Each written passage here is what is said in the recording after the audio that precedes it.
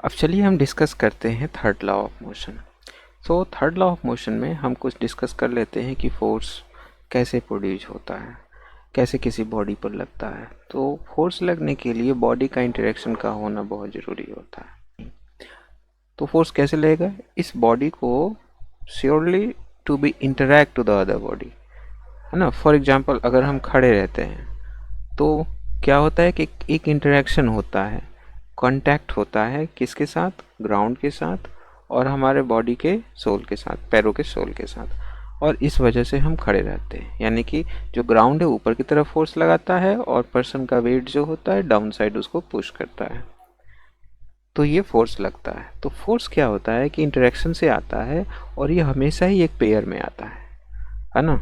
यानी कि अगर हम यहाँ पर देखिए कोई दूसरा बॉडी आ गया और ये दोनों ही बॉडी जब एक दूसरे को कांटेक्ट में आएंगे तो ये इंटरेक्शन करना शुरू कर देंगे। कांटेक्ट में आना, इंटरेक्शन शुरू हो गया, यानी एक दूसरे को फोर्स लगाना वो शुरू कर दिए। हालांकि कांटेक्ट में रहना ये कोई मैंडेटरी कंडीशन नहीं है। बहुत सारे ऐसे फोर्स है जैसे कि इलेक्ट्रोस्टैटिक फोर्स है या मैग्नेटिक फोर्स है, उसमें इंटरेक्शन तो होता है लेकिन कांटेक्ट में रहने की ज़रूरत नहीं है। वैसे ही ग्रेविटेशनल फोर्स की बात करें तो बॉडी को कुछ हाइट पर हम रखेंगे तब भी बॉडी अर्थ जो है उस बॉडी को नीचे की तरफ अट्रैक्ट करता ही करता है। तो इंटरेक्शन जो होता है बाई कांटेक्ट से भी हो सकता है और विदाउट कांटेक्ट भी हो सकता है, लेकिन इंटरेक्शन होगा तभी फोर्स अराइज होगा। अब जैसे हम इसी एग्जांपल पे लेते हैं, अगर दोनों ही बॉडी एक दूसरे के टच में रहें तो वो एक दूसरे को क्या करेंगे? फोर्स अप्लाई करेंगे। ये वाला जो लेफ्ट साइड वाला जो बॉडी है वो राइट वाले पे एक फोर्स डालेगा, राइट वाला डायरेक्शन में कुछ फोर्स डालेगा, और राइट वाला जो बॉडी है लेफ्ट वाले बॉडी को लेफ्ट डायरेक्शन में उतने ही अमाउंट का, exactly the same amount of force would be acted by the right side body to the left। तो अगर हम इसको फोर्स, इसको हम वन बॉडी ले लें, इसको सेकंड बॉडी का नाम ले लें, तो force on two due to first, और इसको इसी तरह उल्टा लिख सकते हैं, force on one due to first.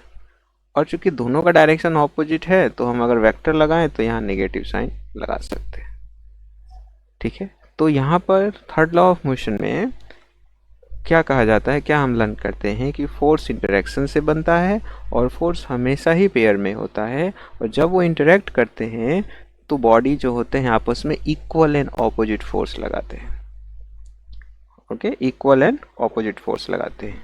Exactly वैसे ही हम चल सकते हैं कि जब ये एक दूसरे के कुछ डिस्टेंस पर थे और हम इसको अज्यूम करें कि ये दोनों ही मैग्नेट हैं और ये अट्रैक्टिंग के कंडीशन में है, या ऐसे कह सकते हैं कि ये एक मैग्नेट हो गया, ये एक मैग्नेट हो गया और ये कोई आयरन हो गया, आयरन को मैग्नेट अट्रैक्ट करता है, तो ये कुछ डिस्टेंस पर ही क्या करेंगे कि इंटरेक्ट करना शुरू करेंगे मैग्नेटिक फील्ड के जरिए। ओके, जो आप 12th क्लास में भी पढ़ेंगे, इसका एक स्पेशल चैप्टर है। और तब भी एक दूसरे को फोर्स लगाएंगे। तो जो मैग्नेटिक फोर्स खुद मैग्नेट पर लग रहा है, इसके वजह से एग्जैक्टली वही फोर्स जो होगा राइट साइड वाला जो बॉडी होगा लेफ्ट साइड लगाएगा।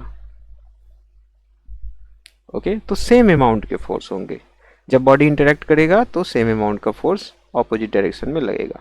तो हम इसको कैसे, अब इसको हम और कुछ एग्जांपल लेके समझते हैं। जैसे ये जो बॉय है, ये बॉय रन कर रहा है, तो यहाँ पर इसके इस पैरों पे इंटरेक्शन हो रहा है, तो जो ग्राउंड लगा रहा है फोर्स, वही फोर्स किधर के डायरेक्शन में लग रहा है? इसको, यानी कि ये बॉय का जो पैर है वो डाउन साइड लगा रहा है। ऐसे ही अगर दूसरा एग्जांपल हम ले लें तो देखेंगे कि यहाँ पर जो बुलेट को फायर किया जा रहा है, तो जो फोर्स बुलेट लगा रहा है गन पे, the force on the gun और the pistol due to bullet would be must be equal and opposite the force on bullet by the gun, है ना। दोनों ही आपस में इक्वल एंड ऑपोजिट फोर्सेस होंगे।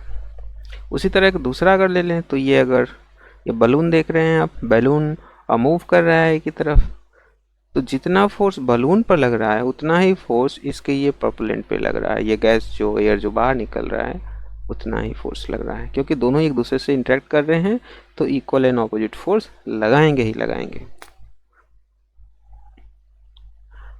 अब चलो नेक्स्ट देखते हैं, एक दूसरा एग्जांपल देखते हैं। जैसे अर्थ का केस ले लें कि एक बॉल है ना, ये बॉल कुछ हाइट पर है, तो अर्थ और ये बॉल का इंटरेक्शन बन रहा है, कांटेक्ट में नहीं है लेकिन फिर भी इनका इंटरेक्शन बन रहा है ग्रेविटेशनल फील्ड की वजह से। ओके, तो यहाँ पे क्या हो रहा है कि जो फोर्स बॉल पे लग रहा है due to earth would be the same the force exerting on the earth due to ball. दोनों पर ही इक्वल एंड ऑपोजिट फोर्स लग रहा है। अब यहाँ पर ये क्वेश्चन है कि बॉल तो एक्सेलरेट करता है लेकिन ये अर्थ नहीं एक्सेलरेट करता, ऐसा तो फील नहीं होता। ऐसा नहीं है, अर्थ भी एक्सेलरेट करता है लेकिन उसकी जो वैल्यू होती है वो नेग्लिजिबल होती है, क्योंकि अर्थ का मास बहुत बड़ा है, इस वजह से इसका एक्सेलरेशन न के बराबर, जीरो के बराबर कहा जा सकता है। लेकिन ऐसे नहीं कह सकते जनरल कॉन्सेप्ट में कि अर्थ का एक्सेलरेशन हो ही नहीं रहा है, नहीं हो रहा है, बहुत ही कम हो रहा है, जबकि बॉल का जो मास है बहुत छोटा है और उस वजह से बॉल एक्सेलरेट कर रहा है। तो थर्ड लॉ ऑफ मोशन के बारे में हमने क्या देखा कि for every action there is always equal and opposite reaction. कोई भी एक फोर्स, जब दो बॉडी इंटरेक्ट करते हैं जिसमें दोनों में से किसी एक को एक्शन ले लें तो वो एक्शन का फोर्स रिएक्शन के फोर्स के इक्वल होगा और ऑपोजिट होगा।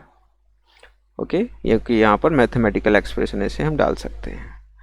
अब यहाँ पर हम देख सकते हैं कि एक हमेशा कंफ्यूजन रहता है स्टूडेंट में कि कौन एक्शन रहेगा कौन रिएक्शन रहेगा। दोनों में से कोई भी फोर्स को हम एक्शन ले सकते हैं और रिएक्शन काउंट कर सकते हैं। जैसे कि अगर हम लेफ्ट वाले पर्सन को अगर हम एक्शन लें तो ये जो फोर्स लगा रहा है वो एक्शन का होगा, तो राइट साइड वाला पर्सन उसको रिएक्शन में काउंट करेगा। या अगर राइट साइड वाले को अगर एक्शन ले लें तो लेफ्ट वाला क्या कहलाएगा, रिएक्शन कहलाएगा।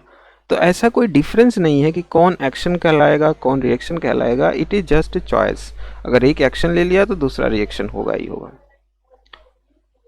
अब इसमें कुछ दूसरा इंपॉर्टेंट पॉइंट को हम देखते हैं कि action reaction always comes in pair. जैसे मैंने बताया कि जब बॉडी इंटरेक्ट करता है तो हमेशा एक पेयर ऑफ फोर्सेस अराइज करते हैं, वो दोनों बॉडी पर लगते हैं, अलग अलग सेपरेट बॉडी पर लगते हैं। और ये कॉज इफेक्ट वाली भी बात नहीं है, जैसे कि स्विच को हमने ऑन किया तभी बॉल जला, तो एक हमने कॉज क्रिएट किया तो इफेक्ट हमें सामने निकला, ऐसा भी नहीं होता है। जब दो बॉडी एक दूसरे के साथ इंटरेक्ट करेंगी तो वो साइमल्टेनियसली दोनों एक दूसरे पर एक साथ ही फोर्स लगाती हैं। ऐसा नहीं है कि एक लगा रही है तब उसके बाद दूसरा स्टार्ट हुआ, नहीं, दोनों ही एक साथ इंटरेक्ट कर रही हैं। ठीक है, तो ये साइमल्टेनियस फोर्स होता है, न कि कॉज एंड इफेक्ट वाली बात होती है। नेक्स्ट अगर पॉइंट हम देखें इसमें तो it always act in between the two different object. ध्यान रहे, दो बॉडी इंटरेक्ट करते हैं तभी फोर्स अराइज होता है और दोनों बॉडी के इंटरेक्शन से दो फोर्सेस अराइज होते हैं। जैसे इस एग्जांपल में देखें तो ये पर्सन दो हैं, दोनों एक दूसरे को इंटरेक्ट कर रहे हैं। ओके, तो दोनों ही फोर्स क्रिएट कर रहे हैं और दोनों ही डिफरेंट ऑब्जेक्ट हैं, यानी कि डिफरेंट पर्सन्स हैं, तो हमेशा जो फोर्स होगा वो डिफरेंट ऑब्जेक्ट्स पर लगेगा। अब इसका नेक्स्ट अगर पॉइंट हम देखें तो कह सकते हैं कि any of the forces could be called action reaction, जो हमने अभी डिस्कस भी किया। आगे बढ़ते हैं इस बात को।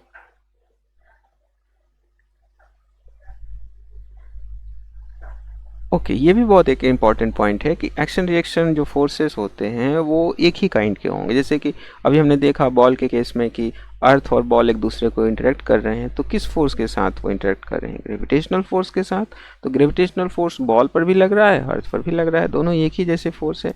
तो जब भी एक्शन रिएक्शन फोर्सेस होंगे वो दोनों ही एक टाइप के फोर्स होंगे। ओके, नेक्स्ट पॉइंट हम देखते हैं। ये हमारे पास एक क्वेश्चन है। क्वेश्चन क्या है, football is floating on the surface of the tower, which forces makes the action reaction pair. तो ये जो फुटबॉल है, फुटबॉल ये यहाँ पे फ्लोट कर रहा है वाटर में, तो इस पर कौन सा फोर्स लग रहा है, तो ये लग रहा है ग्रेविटी। और ये ग्रेविटी का पेयर कौन बनाएगा, तो अर्थ बनाएगा। तो अर्थ क्या करेगा, इसको, ये बॉल जो है अर्थ को ऊपर की तरफ अट्रैक्ट करेगा। तो एक्शन रिएक्शन पेयर कौन होगा, ग्रेविटेशनल।